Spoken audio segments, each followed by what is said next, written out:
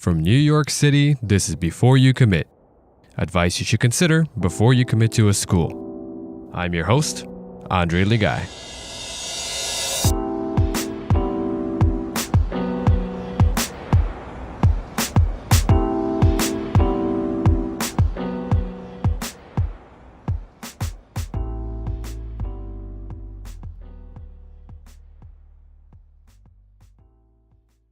Okay, welcome to another edition of Before You Commit, and today I'm joined by Di Wu. Di Wu, introduce yourself. Hey everyone, this is Di Wu. I'm glad to be here. Hopefully I can offer something that's helpful. Well, thank you very much. Now, Di Wu, tell us a little bit about yourself, where you're from, your culture, your heritage, just to give us a little bit of context on who you are. All right, so I was born in Taipei, Taiwan, and I moved to New York when I was 14. And being in New York ever since, and in terms of my education background, after high school, I attended undergrad at New York University. I majored in applied psychology, and for my graduate degree, I did school counseling also at New York University. How do you feel about NYU? Did you enjoy your time there? Did you find it difficult? Can you tell us a little bit more about that, just to give us background? How potentially has that changed from your very first day on campus? Sure. First of all, the word campus, that's one thing that NYU probably doesn't have. If you're looking for a school with a campus environment, or you want that college town experience, I wouldn't necessarily go with NYU. However, it is in New York City. It is in Washington Square. It's very accessible. So, we make whatever we have here. So, overall, if you're someone who enjoyed the city life, definitely, it's close to everything. People still hang around in various buildings, dormitories. So there is that little community sense. The only difference is that if you are a commuter or you live somewhere further from the main campus location area, then it's really, it's you travel, you come in, you go home. You may not get that sense where you have this college campus style thing where you do everything within that, that 2-mile radius. But overall, I enjoyed it. You get to meet people from all over the world. You have people from New York, and you have people from outside of New York, and then you have internationals.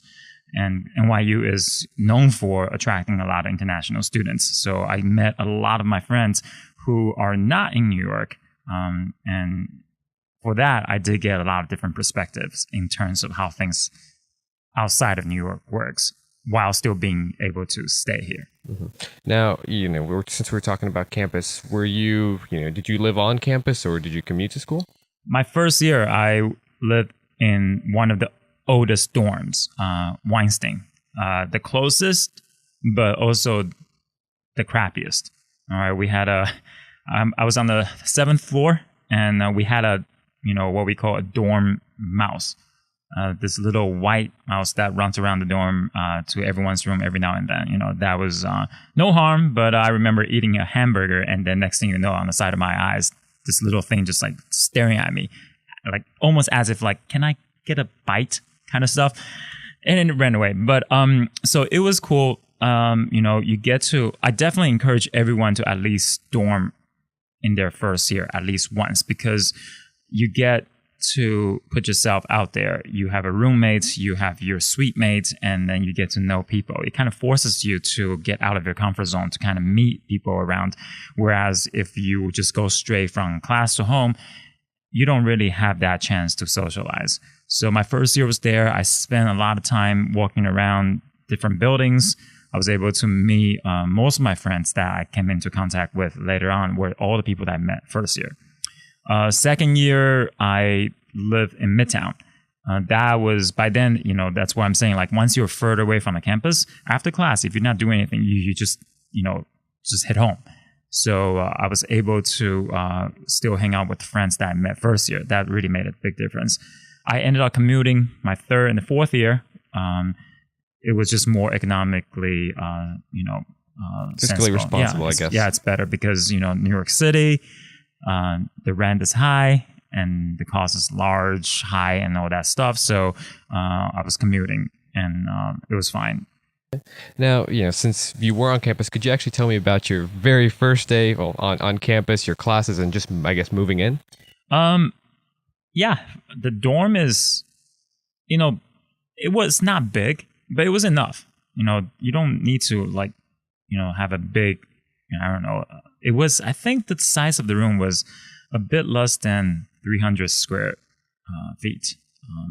And it was a suite, so it was a double and a single. But the good thing with New York University is that every dormitory has its own bathroom, so there's no communal ones. Whereas a lot of other schools that in a hallway you have this communal bathroom and you take showers. So that for me was a huge bonus. I didn't have to worry about that. And then going to class was the coolest thing, because if I have a class at 8:00, I just leave my dorm at 7:55. I'll make it. That's one thing about living closer to your classrooms and the buildings. Where my second year, I have to leave 30 minutes earlier, and I was late for plenty of them. It was just not good, but I adjusted. Also, knowing that your dorm is literally next to all the buildings, after school or at night, we go hang out and do things. Even if it's close to midnight, you're home, you're back to your room within 5 minutes. So that made a huge difference in terms of how I interact with my friends, classmates, and all the other things. Mm-hmm. Now, given your proximity to your school, to your campus, especially for the first year and then the second as well, what sort of clubs or organizations were you a part of, and how did they shape your college experience overall? So there is actually, I don't know if they still do it, but there's usually a club fair that they held next to, between the Stern buildings and the library. There's this a block. So usually they ended up blocking off and have maybe 200 clubs running a club fair. I ended up joining the chess club and 3 different Asian student-based clubs, and one religious club that was there. What I ended up doing was I spent most of my time with the Asian Student Club, where they do events, activities, and we host various variety shows where they have people singing, dancing, and then there's also fashion shows. I spent most of my time, I think the first 2 years, doing those when I was still, choosing a major, not really sure what I want to do, but just the sense that there's a group of people that I can hang out with and pick ranks with. That really helped, because within each club, there's also club office located throughout the campus. So that kind of become the places that we hang out. So after class, everyone's just going to go to the club, and usually you have, any given moment, you have like 7 or 8 people there. We just kind of just chill. That was the first 2 years. Once I have declared major, switched to apply psych, I was in a smaller program where everything's more concentrated. So for the last 2 years, really focused on internships and schoolwork, and I don't go to the clubs as much. But at least the first 2 years, it definitely helped in terms of me getting around the campus and getting to get myself out there. Now, Mr. Wu, what kind of activities would you suggest to new students, and what would you recommend to avoid as well? I definitely say that for a new student, a freshman, especially if you are not from the area, by all means, you definitely want to sign up for at least 2 to 3 different clubs. The easiest one for me, the easiest one was the cultural related clubs, because I was with students who are with a similar backgrounds, and they really offer a lot of advice, and I was able to find useful information, also just kind of expand my experience a little bit. Something that I would suggest people to avoid, probably not to party too hard. Granted that, college parties are everywhere. I went to my fair share of parties, and it was fun, but it can really get you off track really fast. People think that, oh, you're in college, you can do whatever you want, you control your own pace and everything. Sometimes it gets overboard. And next thing you know, I have friends who end up being on probation, basically talking about a sub 2.0 GPA, which I find is so difficult to obtain because it just never dawned upon me that this actually happens. But yes, I do have friends who ended up doing that because they party way too hard and they, again, fail to manage their time. So I would definitely suggest people say, everything, keep it in a good, healthy amount, keep it balanced, especially for those of you who have plans after undergrad. If you're trying to get into a grad program, if you are planning to go to law school, med school, or anything that will require you keep your GPA up, you don't want to screw up that first term, because once you do that, you're playing catch-ups all over again. I mean, it's definitely a major hole to dig yourself out of, especially if you go sub 2.0, just because once you kind of build certain habits, they are hard to break, first of all. That's correct. And, if you're sub 3.0, you still have a little bit of a buffer, but sub 2.0, that becomes really difficult. And, people just have to be able to do all sorts of things in moderation, because an excess of anything is no good at the end of the day. That is correct. And especially if you are on your own and people treat you differently when you're in college. They treat you like an adult, which you are. So you are not going to have someone that will constantly coming after you and say, hey, you got to do 1, 2, and 3, like when you were in high school. They expect you to know better. And if you don't do the things you're supposed to do, they just kind of let you, it's on you. You're on your own. Yeah. So, because you're paying for it, that means you wanted it. So you should have enough motivation to keep yourself going. And it's not the job of the professors or anybody else rather than yourself. Mm-hmm. Now, I do have a very specific question for you. Given your unique position as a guidance counselor as well, do you think kids, when they're transitioning from high school to college, that first year, maybe first 2 years, do you think they struggle with the fact that no one really is holding their hands anymore, that they're on their own, that they're expected to act like adults and maybe sometimes they can't? It's definitely more prevalent nowadays. A funny story that I heard. So I think it's some school. It was in the school in Maryland. The college got a phone call from a parent one afternoon, basically saying that my son is lost in the campus. He cannot find this particular building. Can you go find him and help him to locate where he's supposed to go?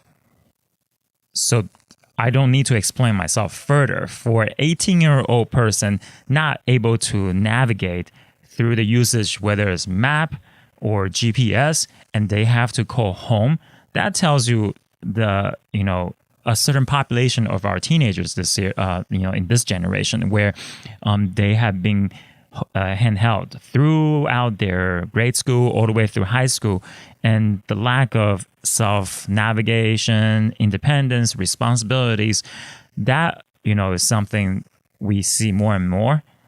And that's also why when we are sending away our graduating seniors, we usually give them that little talk about being able to navigate.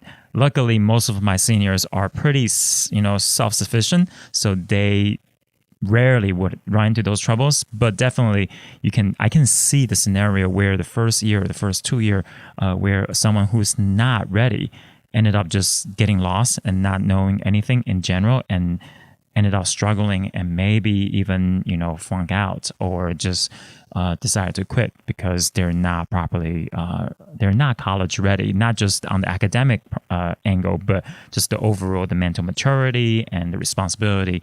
And those are something that I think on the high school level, where when we talk about post-secondary readiness, it's not just the grades, it's not just about the study skills, but it's everything else. How to manage your budget, manage your time, being responsible, and being socially appropriate, and just overall mentality. I think that's something that we definitely see more, and we're trying to address that. Right. And it is at the same time, the simplest thing, but sometimes the most difficult thing, just asking a question. Hey, I'm lost.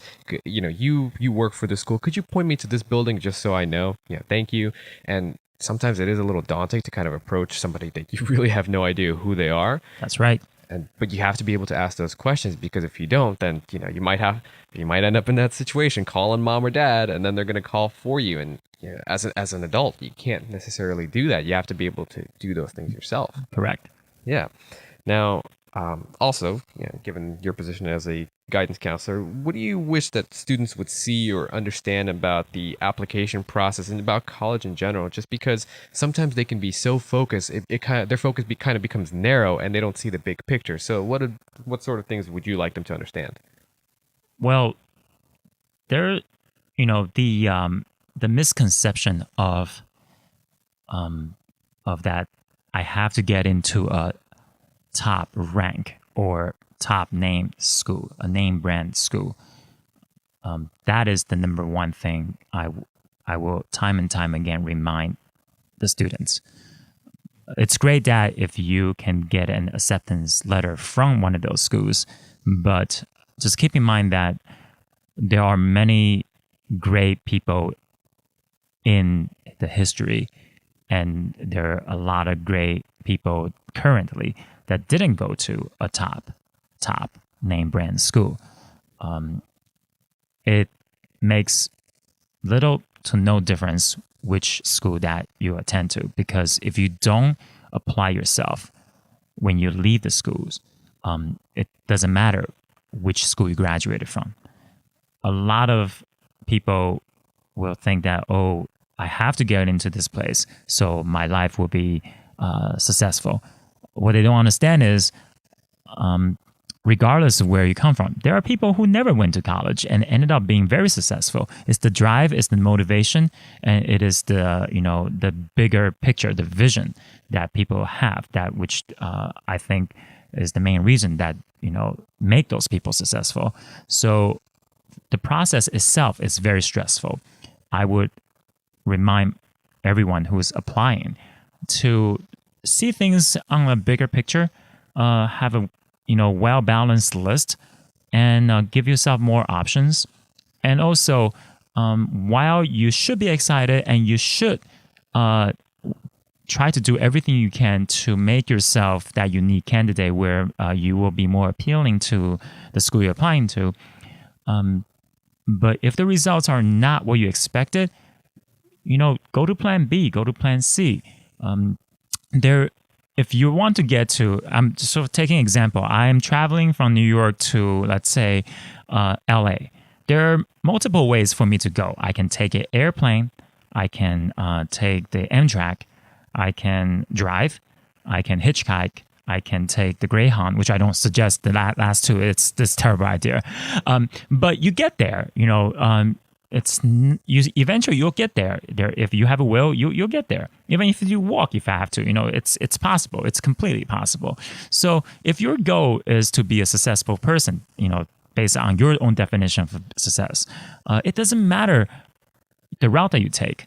Maybe you planned to go plan A, but it doesn't happen. So now you go plan B. But if the destination is the same and you reach there, who says you're not being successful? And no one's going to care 20 years from now, hey, what high school you graduated from, what college you graduated from.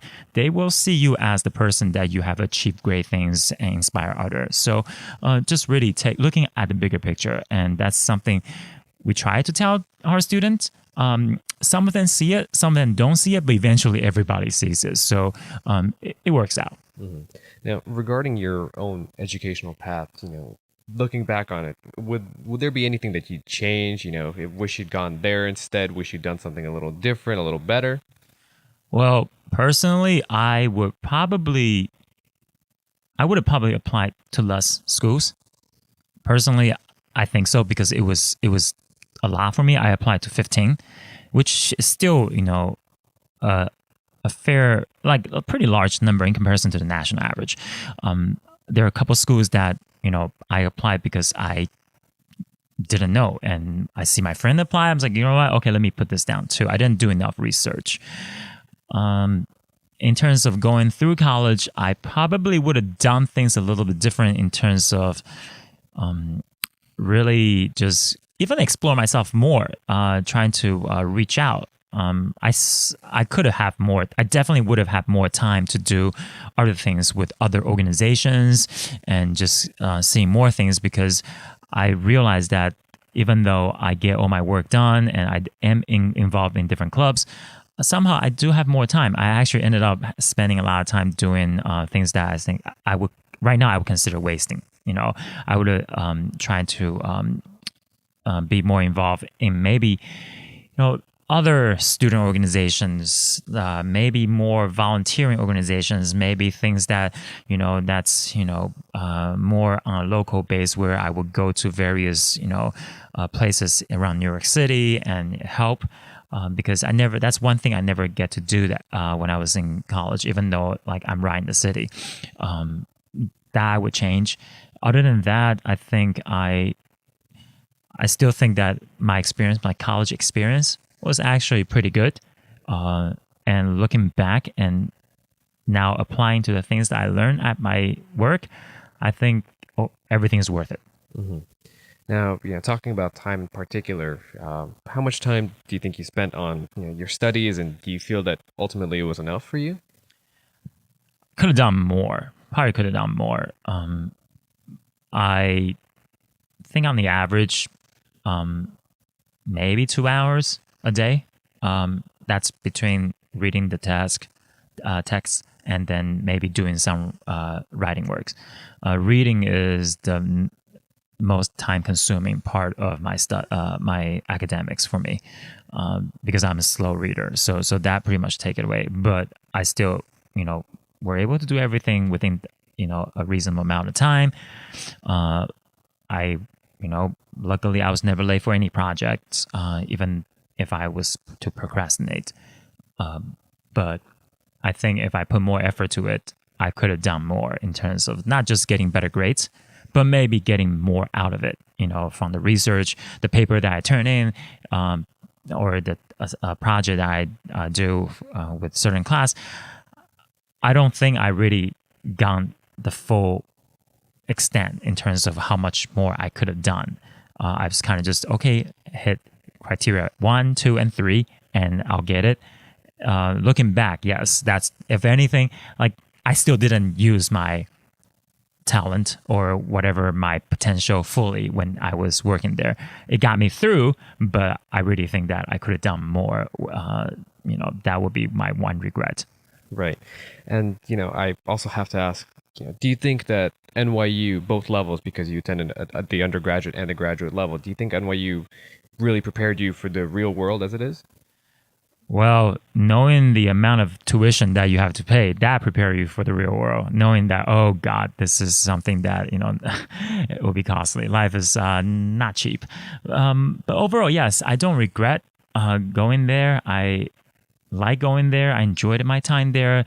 I have some wonderful professors who really helped me see things differently, especially near my second 2 years, my junior and senior year, and of course during graduate school. That's when I really learned a lot of, in terms of my perspective about myself and everything else around me, that really I would say it's an eye-opening experience.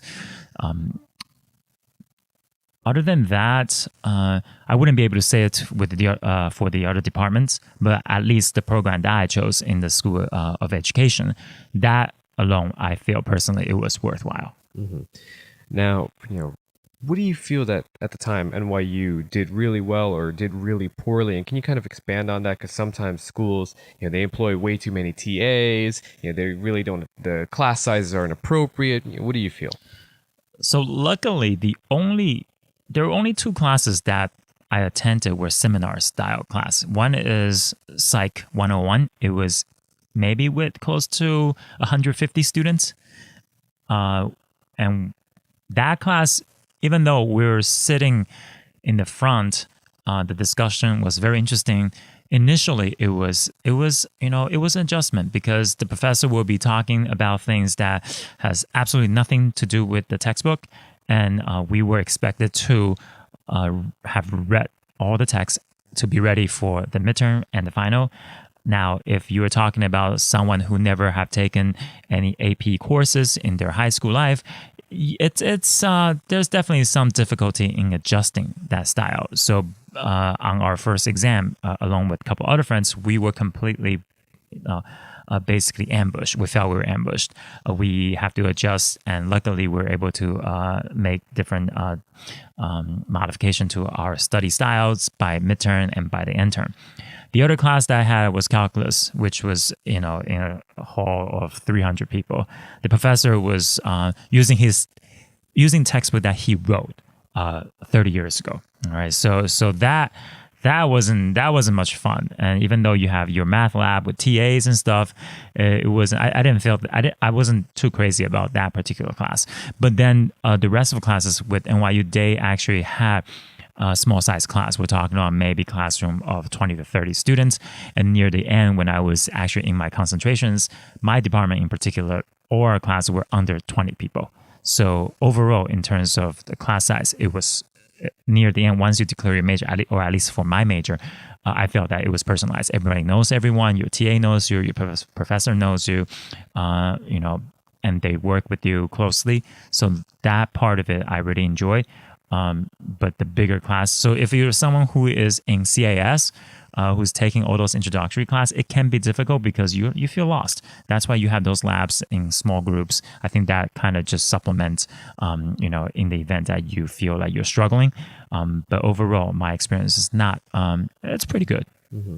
Now, I'm glad you kind of mentioned midterms, finals. Can you tell us, what the testing structure was like? Because it is a big change from high school. In high school, you have many, many grades to kind of supplement and bolster your grade in case you get in trouble. Here, you miss a homework there.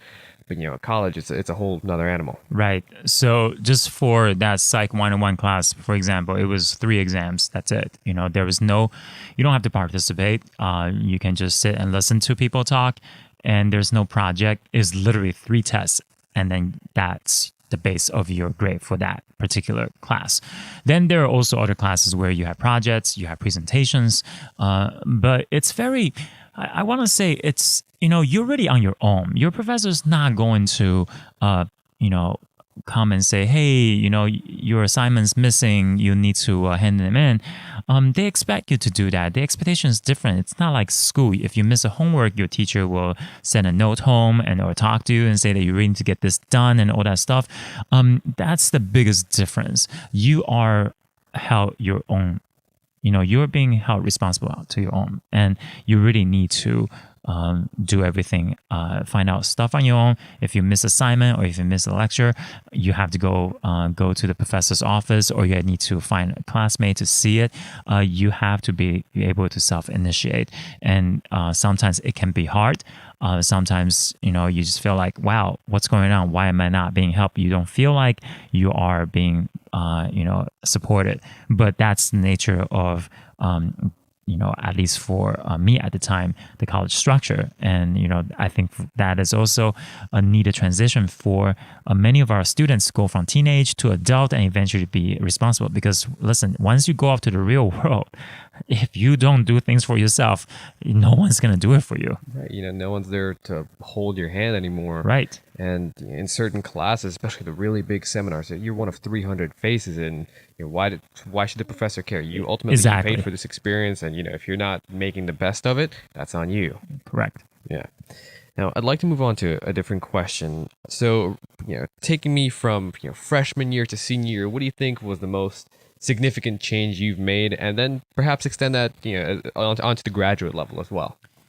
Well, I think first year was really just exploring, but also first year was crucial to me because I was able to get a fresh start from high school and be able to be involved with the clubs, meeting new friends, and not many people from my high school went to NYU. I did run into maybe 2 or 3 classmates that I know. So you kind of, give you that, start off with a clean slate kind of mentality, and no one's judging you from because there's nothing, you're basically meeting everyone new. And that really helped in terms of just me becoming more comfortable, really becoming myself more. gaining more confidence. That first year was good, and I was able to really explore what I wanted to do without other people judging, because by then, really in college, unlike in high school where maybe there's some sort of rivalry between, oh, I want to get a better grade than you, I want to go to a better college than you, or I want this VP position over you, over the certain clubs. There isn't really that, because everyone is really just doing their own thing. And if you want to study this, you want to study that, good for you, because I'm going to study mine. So it's a funny thing that the group of friends I was with, most of them are either pre-med or business majors. I was one of the very few education majors. So what I did, they have no idea. But then there is this sense of, oh, okay, wow, this is great that you're doing this. So that helped me eventually when I got into the program, Applied Psych, in my junior year. Everyone was there really trying to go on to either psychology or education, and we have this common goal. So, and even within that, everyone's on different field. I have a friend who's ended up working for this environmental company, and I have somebody who's also working in school. I have somebody basically go out to some consulting company. So we are all ended up doing different things, but in terms of common goal, it's really just you learn. And you get experience, you learn from your classmates, and a lot of discussion going on. So in terms of the structure near the junior and senior year, that really helped me realize that, hey, there is a way, there is an out for everyone. You don't have to be exactly what the previous person did in order for you to be successful. You learn what works for you, you make it into your own, and you find the path that suits you. And that further was proven when I went to grad school. There are, I don't know, maybe 40 of us in the program for my cohort, and each of us ended up getting different jobs. Whether it's in school, whether it's in agency, whether it's in college. But overall, everyone is really there to learn. And, you feel a sense of community where, hey, you're doing this great. Let me see what can I help you with, and vice versa. And that's something I think really helped me go forth and becoming, where I am today. Mm-hmm. Now, I also wanted to ask you, what do you think was the most impactful experience you've had at NYU? Be it good or bad, because sometimes even the bad things can really teach us a lot. Let's see. Not necessarily bad. I don't think so. But I remember trying to look for a part-time job on the campus. And this was, I think, year 3. I was applying for, I think, an assistant position at their athletic office, where I guess the perk was that you'll be working very flexible hours, and you also have a stipend, and also you just work for the school, and you also get access to various sports utilities and stuff. So I remember having an interview with a person, and we're doing QAs, and we're asking different questions. Eventually, I didn't get the job. I asked the person, I guess 2 weeks after, said, hey, I haven't heard from you. I just wanted to find out the status. And the person graciously said that we have decided to offer the position to somebody else. And if you want to, here are other places where you can look for work, and best of luck. That was the first time I really was being denied of something that I actually put initiation to. I've been denied from other colleges during my process, but, I was able to come to a school that I ended up enjoying. But this particular experience taught me a couple of things. One, you will be denied for things in life. It's never just smooth sailing. But 2, that doesn't mean you stop. You continue to move forward. You get your other options.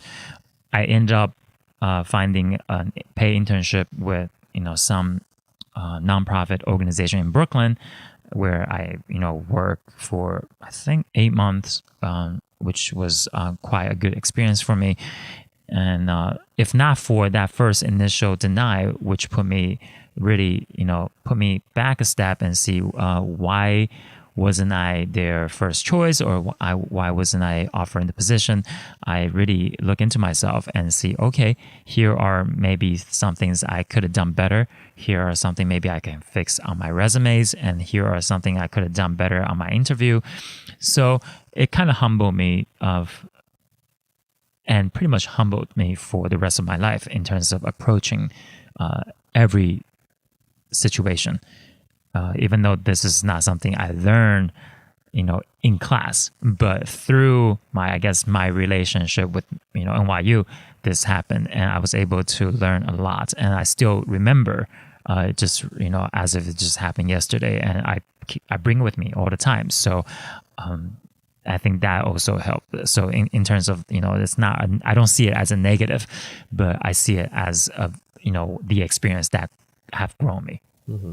And sometimes there are very valuable lessons from, you may want something, but you may not end up getting it. And that really can teach you a lot. Now, I also wanted to ask you about, take me back to even high school. Let's say you're a junior or senior in high school, you're applying to things. What's one thing you wish you had done back then that could have would prepare you for college a little bit more? I would say definitely writing. Coming here at 8th grade, I'm not only trying to catch up with the everyday language, but I also have to do even more work in terms of the academic language, reading, writing, critical thinking in the English context. Grammar has always been the most difficult things for me.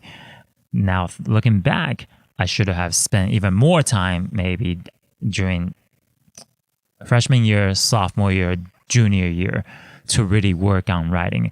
I am still working on my writing after, 24 years graduating from high school, but it's not until maybe, I want to say recently, I really have gained a level of confidence in terms of my style and the way I express myself through written language.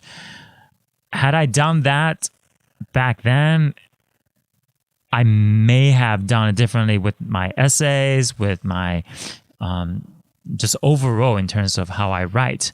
And I cannot emphasize enough the importance of writing and how a person will be perceived if he or she can write well. Because especially within today, where communication are often through emails and text, a well-written letter says a lot, especially for a first impression. And that is going to be my one thing that I wish I had the chance. Not that, I'm still working on it, but if I knew how important it was, I would have spent much more time during my high school just focusing on that skill alone, because I think that would carry a lot, and it does for everybody. Yeah. And, eloquence, whether it's in speech or in writing, it can make a huge impact because, you may be an absolute genius. You may have the highest IQ in the world, but if you don't have the social skills and the skills to communicate it, who cares? Yes. Okay. So another question I wanted to ask you, how long did it take you until you really felt comfortable or at home on campus? And, after that, since you commuted, how long did it take until you really felt comfortable with the NYU community? I don't think it was that long. Pretty much by November, maybe like 2 months in, like I mentioned before, new start, clean slate, everyone is really there to enjoy the experience. That part really helped. Living in the dorm definitely also helped because you are there, you're more available when there is an event, or if you're hanging out with friends, or if you are going to classes. So I would say definitely by then, like around Thanksgiving, when I went home for the first time, I really had a grasp in terms of the environment and also the people there, as well as the things. So even after I started commuting, because of that first year, it really made no difference afterwards. The only difference is that, I would take longer time to commute, but then I believe senior year, I started driving a little. And where in grad school, this is something that, a lot of you, if you feel like you want to work, you want to do things, you technically can jam pack all your schedule into just 2 days. So you do 2 days of full-time class, and then you have practically the other 5 days to yourselves. By doing that, it makes actually more sense for me to actually just drive in. So my grad school, the last year of my grad school, I was driving in Monday and Tuesday, and then I do my own things for the other 5 days, whether it's work or doing my studies. So, but overall, the transition, the first 2 months really helped. And I encourage everyone to do so when they start in the fall. It doesn't matter, be at NYU or at any other school. Once you get yourself out there, and you will be comfortable. Mm-hmm. Now, do you feel that it took you such a short time because one of the factors being that you are in New York City rather than some sort of college town campus out and about, sort of maybe in a different state even? It definitely has an effect on it, because for me it was easier. I know the area, at least I know the area more than my friends who were coming in from California, or from Taiwan, or from Boston, or any other place that's out of New York. So in a way, in the beginning, I didn't need to spend much time exploring in terms of locations. In fact, a lot of them didn't know the local areas. So I also help kind of just, hey, you want to try this restaurant, you want to go there and see for yourself and the things that you do. And I believe if I were at a different state, and I will probably ended up spending a bit more time just to explore and also be asking around more. The adjustment period might be longer, but really, I want to say when you go into college, it's really a brand new start. Doesn't matter which school you're in. So I definitely encourage everyone to really just put yourself out there, because by then a lot of people, everyone is pretty much on the same level again. You get to know new people, you go to classes, you learn everything new together. It feels like, the first day of, high school, middle school, even elementary school, where that excitement is like, oh, what's here, what's there? Hey, my name's John, how are you? And let's do this thing together and all that stuff. So as long as you have that perspective going in, you will find yourself rather quickly to be acclimated. Okay. So another question, and I think this is really the most important one. Would you recommend this school to someone younger, perhaps a younger you, especially given that power of hindsight? Do you feel that your school was worth it? And, take that, in perhaps different approaches, maybe in terms of money, tuition versus what you got out of it. How do you feel? Well, looking at the current tuition, I don't know if anything's worth it. It's just $70K. That is not a small number by any means. So I definitely will caution students who intend to apply, knowing that they may not qualify for aids, because it is no longer something that you can just take it out from the pocket. When I went, it was in the 20s. It was just past the 20K mark. And grad school is 19. So basically, you're talking about a triple of the tuition over the course of maybe 20 years. I want to say the school itself is worth it. However, if your plan is going to grad school, going to med school, going to law, then I would definitely still suggest most of you to take a look at some other more physically readily, schools. The quote-unquote financial safety schools, where you don't have to spend too much money and you can still get the quality education that is provided to you, and save your bullets for post undergrad. That's only because, it's not easy for people these days, especially if your parents are not just paying for your tuition and you have another sibling that's going to school. It's just a bit of a toll. But of course, if you or your family has the means for it and you get into one of these programs, be it at Cass, Tendon, Tisch, or even Stern or Steinhardt, and this is a place that you want to go, definitely, because it will be worth it. But it also depends on how you are going to utilize your time there. You make it yours. One can definitely go there and basically waste 4 years and kind of just half-ass a degree out of it. But if you go in there with the mentality of, I want to learn everything, I want to, seize every moment, then you know what? That will be worth it. So it really depends. But I do believe that don't just look at that school in particular or any other private school that will have an upward tuition bill of 50 to 70K. There's always a better alternative financially. If you're looking for, if you think you're going to be in school for maybe 6 or 7 years, you maybe want to think, long term. Do I want to come out of school with maybe just 40 to 50,000 student loans, or do I want to be in $250,000 down? So that's something I definitely want everyone to think it over. There got to be a better alternative if you think that this is going to be too much for you to pay. Right. And now, of course, tuition numbers have changed. They've increased significantly for almost any school. But at the same time, a lot of these schools are becoming a bit more exclusive with their admissions because the admission rates are lowering and lowering. They want even more and more applications. And considering that, do you feel that is it harder to get into the school, or is it harder to succeed at the school? It's definitely harder to get in because if you play by number, more applicants, same amount of seats results in lower percentage. So that is just pure math.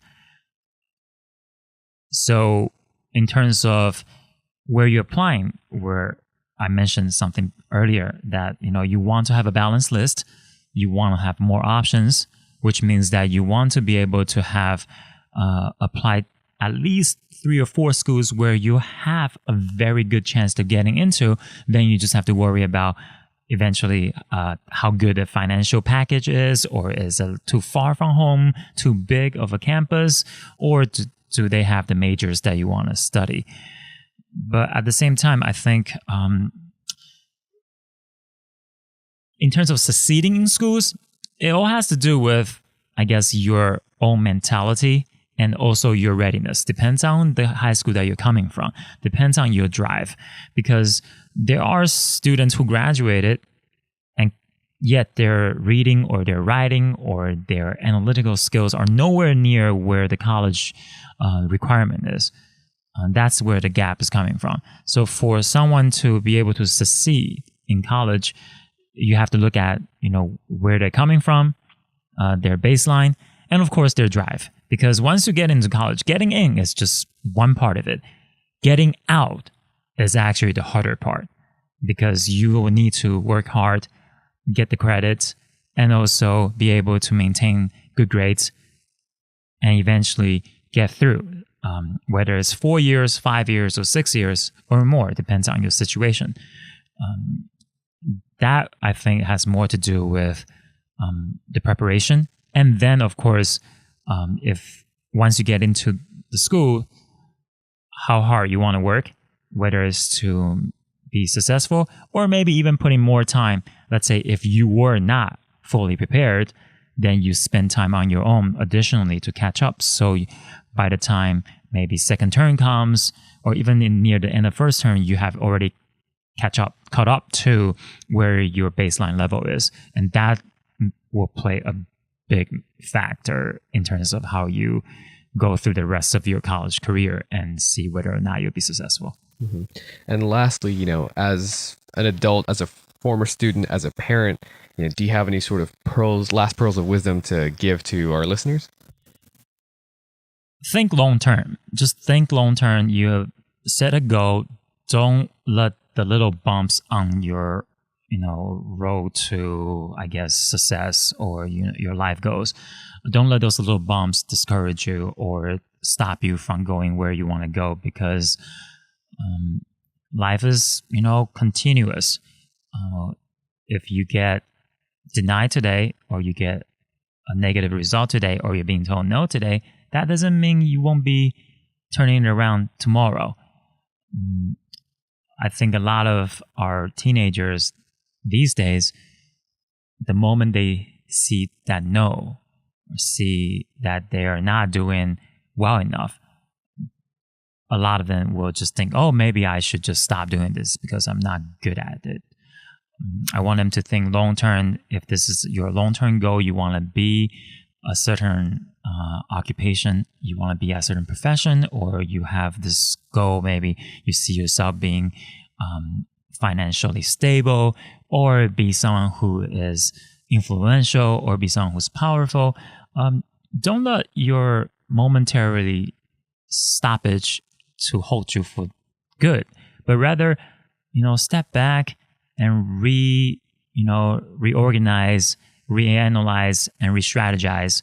Kind of see, okay, this one doesn't work, but let's see what else can I do to make it work. And it's usually the people with those long vision and the people with determination and people with grit will get to where they are. So that will be my one piece of suggestion for everyone. Just think long term and don't think of the short term. And same thing with success. And, oh, hey, you did it this time, great. But that doesn't mean you end here. Now you build on those momentums. And if you didn't get the result you want, that's fine. You make better next time. Because until you get to your goal, everything in the middle, in between is really just a process. It's just a journey. And when you eventually hit the goal, all those past failures will only make your success that much sweeter. And hey, thank you so much for being on the podcast. I really appreciate the advice that you gave us. It's a pleasure. And hey, we'll catch you guys next time.